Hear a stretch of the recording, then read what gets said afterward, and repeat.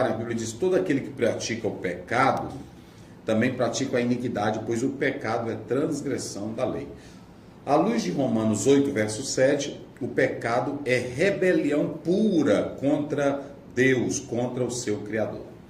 Nas palavras de Wayne Grudem, ele diz: pecado é qualquer falha em conformar-se à lei moral de Deus em ação, atitude ou natureza. Então, nós estamos vendo essa questão do pecado.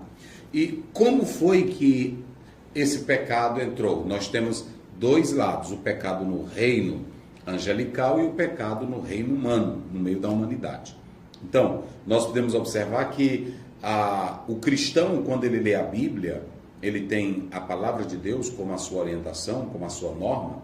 Ele vai compreender que o pecado, ele não tem uma visão como os seculares ou as pessoas lá fora enxergam o pecado. Por exemplo, na visão secular e moderna, a modernidade, ela tenta psicologizar o pecado, falando de trauma, falando de culpa. A sociologia diz que, na verdade, o pecado é uma opressão estrutural e procura relativizar o pecado, falando de bem e mal no seu aspecto subjetivo.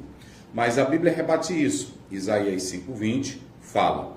John Stott, ele diz uma coisa interessante: a sociedade moderna não nega o mal, mas rejeita chamá-lo de pecado. A sociedade, por exemplo, quando fala de prostituição, de adultério, de maldade, criminalidade, nunca diz que é o pecado, é o homem caído, é o homem carnal, de maneira nenhuma. Mas a Bíblia, ela diz que o pecado é real, é universal, é culpável. É assim que a Bíblia diz. E esse pecado, ele traz condenação para a humanidade. A Bíblia diz que o salário do pecado é a morte. Por isso nós não podemos brincar com o pecado. O pecado é sério, gente. O pecado é horrível.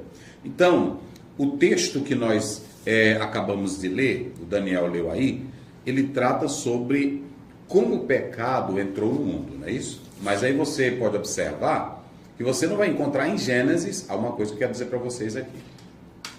Vocês não vão encontrar em Gênesis a narrativa de como o pecado entrou no mundo angelical. Você vai encontrar apenas como o pecado entrou no cenário humano.